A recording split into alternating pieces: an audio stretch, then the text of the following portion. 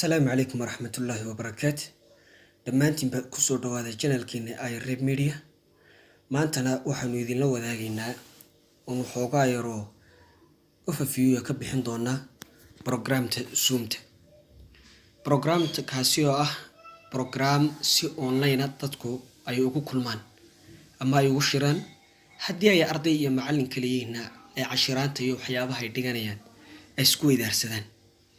waxaynu waxoogaa ka tilmaamaynaa inagoo base ka bilaabaynaa qaabka marka koowaad ay muuqaalkeegu yahay gudaheega markaad gasho waxyaabaha ku muuqanaya sida AD meeting-ka haddii aad macallin tahay aad u ilaalsan karto si aan iskaga ka badbedelin oo hal AD meeting iyo hal password ugu isticmaali karto iyo sida aad password-ka bas kaga xiri karto ee aad AD meeting kaliya uga dhigan karto yacni in lagu soo galo hadba kulankaada adigu qabanayso haddii ay arday tahayna xiisadaad u galayso iyo haddii aad arday tahay markaad presentation jeedinayso qaabka u fudud ee aad u jeedin lahayd qaabka codadkooga iyo maxaa la yiraahdaa fiidiyoda aad mute wada saari karto iyo markaad wada saarto haddii ay iska qaadaan qaabkaas qof ugu celinayso waxyaabahaas oo dhan baynu maanta isla falanqeynaynaa waxaynu wax badan ka baran doonaa Zoom-ta iyo iyadu waxay tahay marka koobaad aynu aragnaba muuqaalka Zoom-ta waa wax saan u eg oo saan u muuqda waa kan Zoom baa ku qoran imika aynu gali doonaa wajigeedii koobaad waa tan saan soo furmaysaa imika saan markay soo furanto saddex baa durba yaala horteena waa join a meeting sign up iyo sign in sign up marka lagu leeyahay yacni waa inaad adigu imika samayso akoonkaada imika sameynaya oo waxba kuma sii samaysano sign in marka lagu leeyahay waa markaad haysato emailkaaga iyo passwordkaaga ee uu already ku samaysan yahay akoonkii si yar oo fudud baad iyadna markaa u galaysaa oo waad gali doontaa join meeting waa markaad tahay qof adiga meesha lagu soo casuumay ama arday ahaw ama qof kulanka ka qayb qaadanaya ahaw qof yacnihii isagoo awood leh kaliya inuu soo galo oo ID meeting-ka la siiyay iyo password-ka uu ku soo galo haddii password-ka laga reebay ID meeting-ka la siiyay uu ku soo galo laakiin aanan wax awood oo ballaaran aanan meeshaas dhexdeeda ku lahayn imika sign in baynu odhanaynaa oo akoon baynu ku galaynaa aniga all read igu sii jira oo safe buu yahay akoonku haddii aanu yahayna email-ka halka baan gelinayaa password-kana halkan aan gelinayaa dabadeed saasoo igu dhameystiran yahay laakiin ani all read igu sii jira saanay labadii bay u soo galeen sign in baan leeyahay sign in markaan idhi halkan u yimid wajigan u yimid oo shaashadana saan igu soo furantay halka koobaad wayna new meeting ira on anigi bilaabo new meeting kulan cusub baan bilaabaya ama xiisad baan bilaabaya hadba si inuu fahmayno join markaan leeyahay waa inaan anigu ku biiro oo markaan arday oo kala waanahay anaa ku biiray schedule-na waa jadwalkii ku dejisnaa share screen-na waa sidaynu sheegaynay screen-ka waxa u share gareyn lahayd halkan hoose waxa kaaga muuqda meet and chat oo inta nimka in hortaala iyo meeting oo ah halkii yacni aad ka arkaysay inaad invitation-ka dirto maxaa la yiraahdaa link-iga aad dirto in edit aad ku samayso password-ki aad wax ka bedesho ama email maxaa la yiraahdaa AD meeting-ki waxaasoo dhan baad meesha ku arkaysaa ama starting inaad samayso halkan kale contacts-ki wey halkan waa setting-ki haddaba meeting-kaynu waxoogaa yar dul tagaynaa halkan starting buu ku leeyahay waa starting halkaad wax ka bilaabi lahayd imika saas u bilaabmaya wakaas kulankayga saas u bilaabmaya markaan starting idhaa saas isku soo furi doonaa kulankayga wakaas video iga sii xidhan yahay saasaan iskaga xidhay igu furmay markiiba si degdegaan iskaga xidhay voice-kiina waa kan isna si degdegaan iskaga xidhay markiiba saasaan gudaha usoo galnay waynu ka yar noqonaynaa leave meeting baan leeyahay waa kulankii waan iskaga imiday waatan send invitation markaynu invitation-kii dirayno ama copy to clip board baan odhanaynaa oo aynu ku koobiyeysanayna dabadeed saasaynu u diraynaa edit-na waatan halkan imika waxaa kaaga muuqda personal meeting ID oo ID-ga dadka u diri lahayda yacnihii si ay kulankaaga u soo galaan ama ay u soo ajiibaan waxaa kaloo halkan ka muuqda meeting password aniga uu iga xidhan yahay oo waan iska xidhay kaliya dadka aan ku soo casuumayay meeshaydu ID kaliya weydiin doonaa. ID-ga markaan u dirana saas iska soo gali doonaan. Meeting password saa haddaan u furo iminka labadaba weydiin doonaa.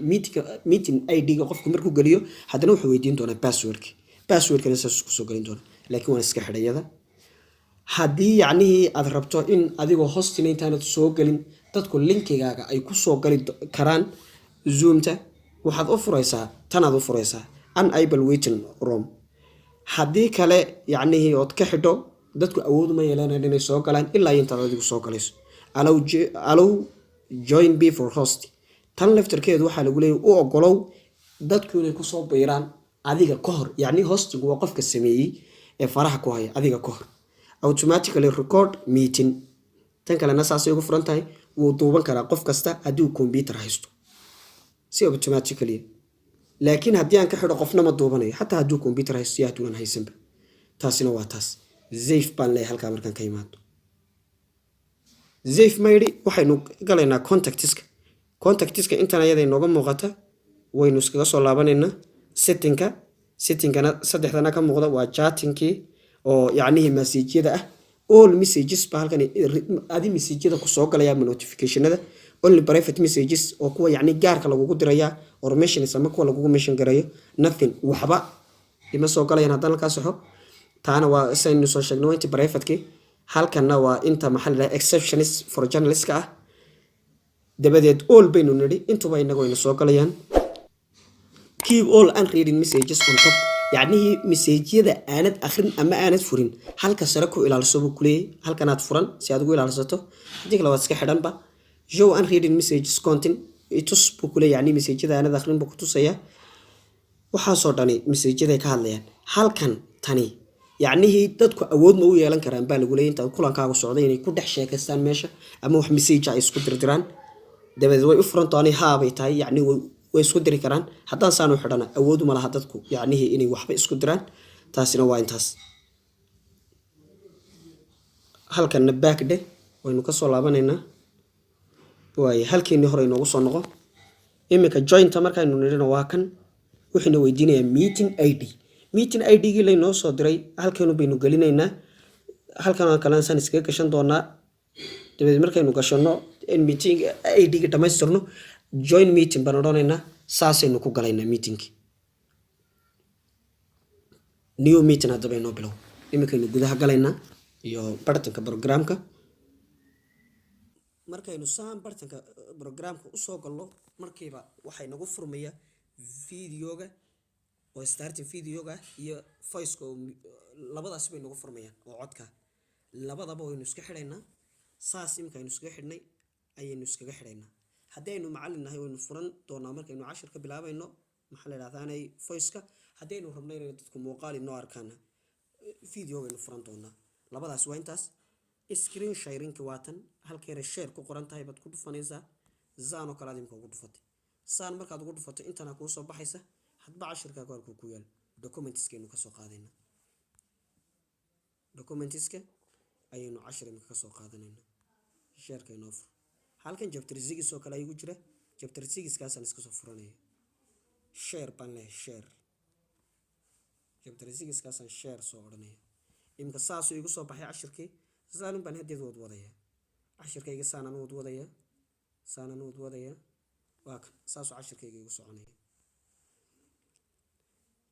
hal diyaan raba cashirka inaan ka saarana isla halkii maan stop leh ku dhufanaya. halkan ku xigta waa participants. waxaad ka arkaysaa dadka ku jira ee kulankaaga ka qayb qaadanaya hadba inta ay leeyihiin. halkan ay kaaga soo muuqanayaan oo iyagoo dhammaystiran. halkan aad kala socon doontaa message-yada lagu soo dirayo. halkan iyagna kaa soo gali doonaan. halkan waa maxay? waa mute all. inaad dadkii oo dhan mute wada saarto haddii ay faces ku fureen ama videoyadu. haddii ay ka wada xidhan yihiin ood rabto inaad ka qaadana halkan aad kaga qaadi doontaa. unmute baad wada siin doontaa. halkan waa invite-ka aynu hore usoo sheegno. waa mar labaad inaad yacnihii dadka aad u diri karto kale ee ka maqan maxaa la yidhahdaanay linkiga ay ku soo galayaan. halkan waaye dib uga soo laabo. isagii baynu kusoo noqonnay. intaas imka waa intaas. waxa kaloo intaa dheer markaad cashirka share garaynayso kaliya halkan uu kama soo share garaynaysid. xataa adoo WhatsApp-kaaga ku dhex jira baad cashirka iskaga dhufan.